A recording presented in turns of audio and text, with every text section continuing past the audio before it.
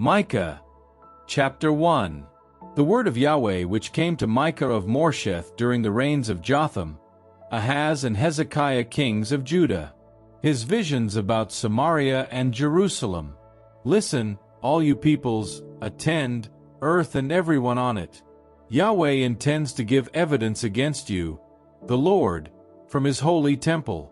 For look, Yahweh is leaving his home. Down he comes. He treads the heights of earth. Beneath him, the mountains melt, and valleys are torn open, like wax near a fire, like water pouring down a slope. All this is because of the crime of Jacob, the sin of the house of Israel. What is the crime of Jacob? Is it not Samaria? What is the sin of the house of Judah? Is it not Jerusalem? So I shall make Samaria a ruin in the open country, a place for planting vines.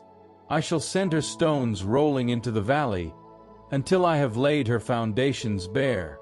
All her images will be shattered, all her earnings consumed by fire. I shall leave all her idols derelict. They were amassed out of prostitutes' earnings, and prostitutes' earnings once more they will be. This is why I shall howl and wail, why I shall go barefoot and naked, why I shall howl like the jackals, why I shall shriek like the owls. For there is no cure for the wounds that Yahweh inflicts. The blow falls on Judah, it falls on the gateway of my people, on Jerusalem itself. Do not announce it in Gath, shed no tears. In Bethlehem roll in the dust. Sound the horn, inhabitant of Shaphir. She has not left her city, she who lives in Zonan. Beth-ezel is torn from its foundations, from its strong supports. What hope has she of happiness, she who lives in Maroth? Instead Yahweh sent down disaster on the gateway of Jerusalem itself. Harness the horse to the chariot, you inhabitant of Lachish. That is where the sin of the daughter of Zion began. The crimes of Israel can be traced to you, and so you must provide a dowry for Moresheth Gath. Beth-Akzib will prove a disappointment for the kings of Israel. The plunderer will come to you again, you citizen of Mareshah, and into Adullam will vanish the glory of Israel. Off with your hair, shave your head, for the children that were your joy. Make yourselves bald like the vulture, for they have left you for exile.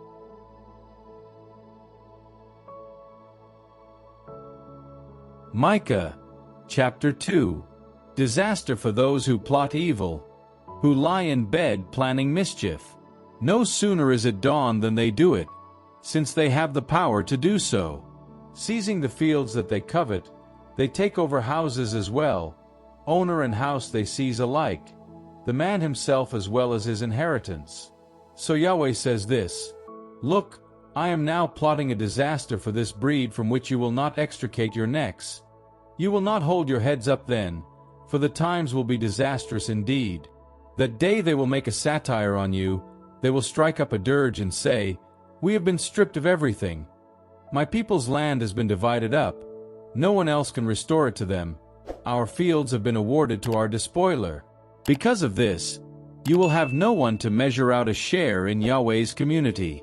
Do not drivel, they drivel. Do not drivel like this. Disgrace will not overtake us. Can the house of Jacob be accursed? Has Yahweh grown short-tempered? Is that his way of going to work? His prophecies can only be favorable for his people Israel. But you are the ones who play the enemy to my people. From the inoffensive man you snatch his cloak. On those who feel safe you inflict the damage of war. My people's women you evict from the homes they love, and deprive the children of my glory forever, saying, Up and off with you. You can't stay here. For a worthless thing you exact an extortionate pledge. If a man of the Spirit came and invented this lie, I prophesy wine and liquor for you. He would be the prophet for a people like this. I shall assemble the whole of Jacob. I shall gather the remnant of Israel. I shall gather them together like sheep in an enclosure, and like a flock within their fold. They will bleat far away from anyone. Their leader will break out first. Then all break out through the gate and escape, with their king leading the way and with Yahweh at their head.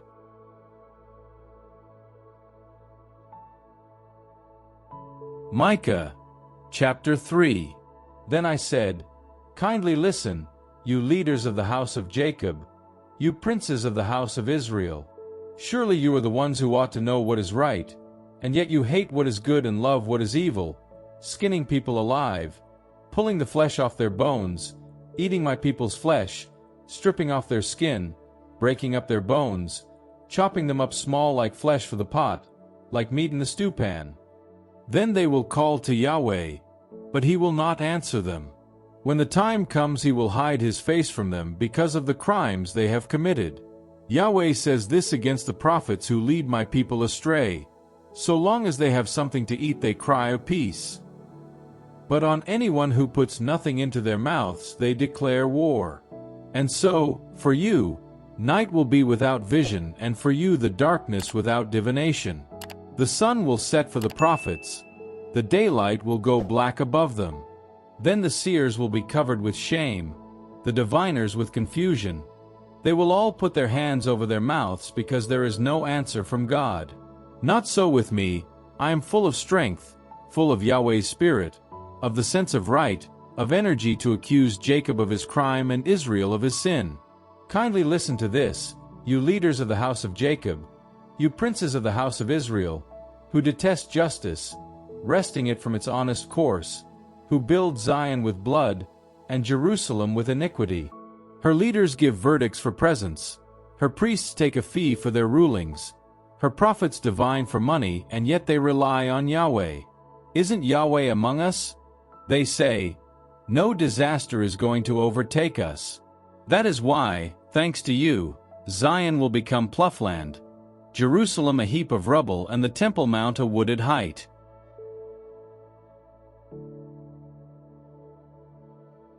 Micah, chapter 4. But in days to come Yahweh's temple mountain will tower above the mountains, rise higher than the hills. Then the peoples will stream to it, then many nations will come and say, come, we will go up to Yahweh's mountain, to the temple of the God of Jacob, so that he may teach us his ways and we may walk in his paths. For the law issues from Zion and Yahweh's word from Jerusalem. He will judge between many peoples and arbitrate between mighty nations.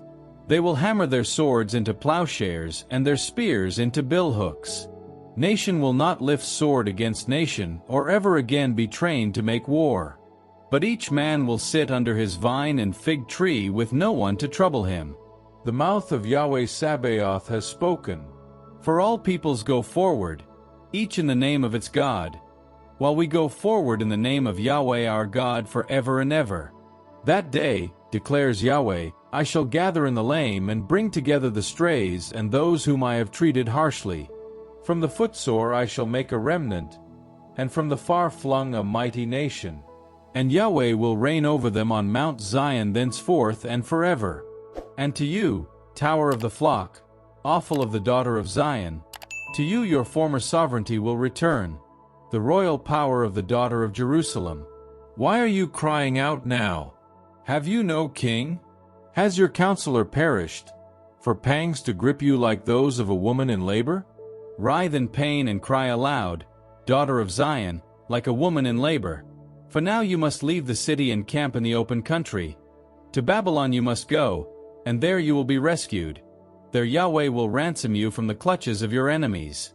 Now many nations have mustered against you. They say, let us desecrate her, let us gloat over Zion. But they do not know Yahweh's thoughts, they do not understand his design. He has collected them like sheaves on the threshing floor.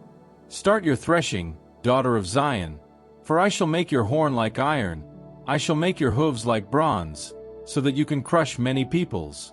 And you will devote what they have stolen to Yahweh, their wealth to the Lord of the whole earth. Now look to your fortifications, fortress. They have laid siege to us. The ruler of Israel will be struck on the cheek with a rod.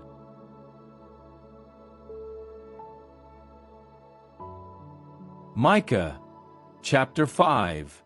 But you, Bethlehem Ephrathah, the least of the clans of Judah, from you will come for me a future ruler of Israel whose origins go back to the distant past, to the days of old. Hence Yahweh will abandon them only until she who is in labor gives birth, and then those who survive of his race will be reunited to the Israelites. He will take his stand and he will shepherd them with the power of Yahweh, with the majesty of the name of his God, and they will be secure, for his greatness will extend henceforth to the most distant parts of the country. He himself will be peace. Should the Assyrian invade our country, should he set foot in our land, we shall raise 7 shepherds against him, 8 leaders of men. They will shepherd Assyria with the sword, the country of Nimrod with naked blade. He will save us from the Assyrian, should he invade our country, should he set foot inside our frontiers. Then what is left of Jacob, surrounded by many peoples, will be like a dew from Yahweh, like showers on the grass, which do not depend on human agency and are beyond human control. Then what is left of Jacob, surrounded by many peoples, will be like a lion among the forest beasts, like a fierce lion among flocks of sheep trampling as he goes, mangling his prey which no one takes from him.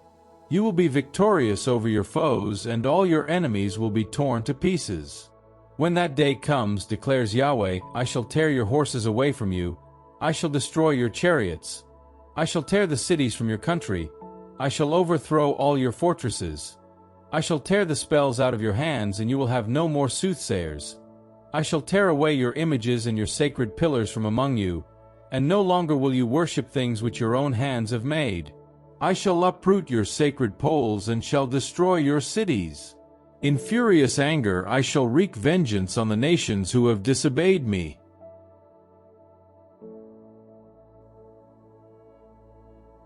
Micah, chapter 6. Now listen to what Yahweh says. Stand up, state your case to the mountains, and let the hills hear what you have to say. Listen, mountains, to the case as Yahweh puts it. Give ear, you foundations of the earth. For Yahweh has a case against his people, and he will argue it with Israel. My people, what have I done to you? How have I made you tired of me? Answer me. For I brought you up from Egypt.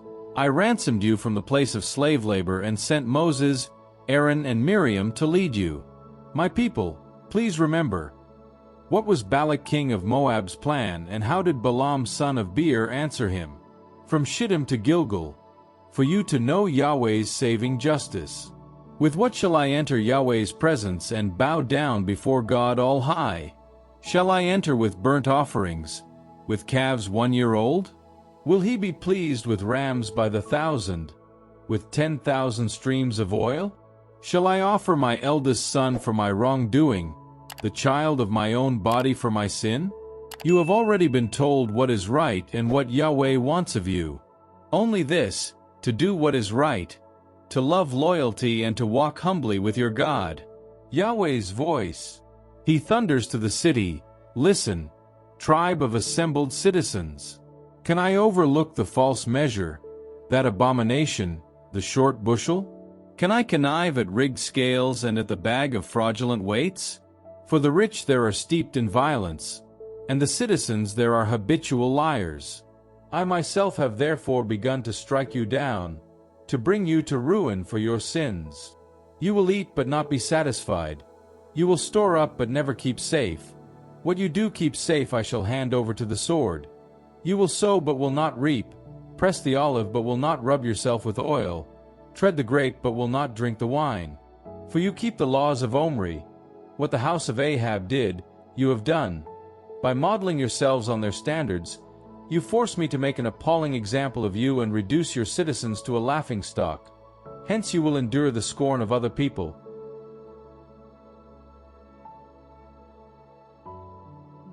Micah, chapter 7. How wretched I am, a harvester in summertime, like a gleaner at the vintage. Not a single cluster to eat, none of those early figs I love. The faithful have vanished from the land. There is no one honest left. All of them are on the alert for blood, every man hunting his brother with a net. Their hands are adept at wrongdoing. The official makes his demands, the judge gives judgment for a bribe, the man in power pronounces as he pleases. The best of them is like a briar, the most honest of them like a thorn hedge. Now from the north their punishment approaches. That will be when they are confounded. Trust no neighbor, put no confidence in a friend. Do not open your mouth to the wife who shares your bed. For son insults father, daughter rebels against mother, daughter-in-law against mother-in-law. A person's enemies come from within the household itself. But I shall look to Yahweh. My hope is in the God who will save me. My God will hear me. Do not gloat over me, my enemy. Though I have fallen, I shall rise. Though I live in darkness, Yahweh is my light. I must endure Yahweh's anger, for I have sinned against him, until he takes up my cause and rights my wrongs. He will bring me out into the light, and then I shall contemplate his saving justice. When my enemy sees this, she will be covered with shame, having sneered. Where is Yahweh your God? This time, I shall be watching as she is trampled underfoot like mud in the streets. That will be the day for rebuilding your walls, the day for expanding your frontiers, the day when others come to you all the way from Assyria, from Egypt, from Tyre, and all the way from the Euphrates, from sea to sea, from the mountains to the mountains. The earth will become a desert by reason of its inhabitants, in return for what they have done. With shepherd's crook lead your people to pasture, the flock that is your heritage, living confined in a forest with meadowland all round. Let them graze in Bashan and Gilead as in the days of old, as in the days when you came out of Egypt. Grant us to see wonders. The nations will see and be confounded in spite of all their power. They will put their hands over their mouths, their ears will be deafened. They will lick the dust like snakes, like reptiles that crawl on the earth. They will creep trembling out of their lairs, in terror before you. What God can compare with you for pardoning guilt and for overlooking crime? He does not harbor anger forever, since he delights in showing faithful love. Once more have pity on us, tread down our faults, throw all our sins to the bottom of the sea. Grant Jacob your faithfulness, and Abraham your faithful love, as you swore to our ancestors from the days of long ago.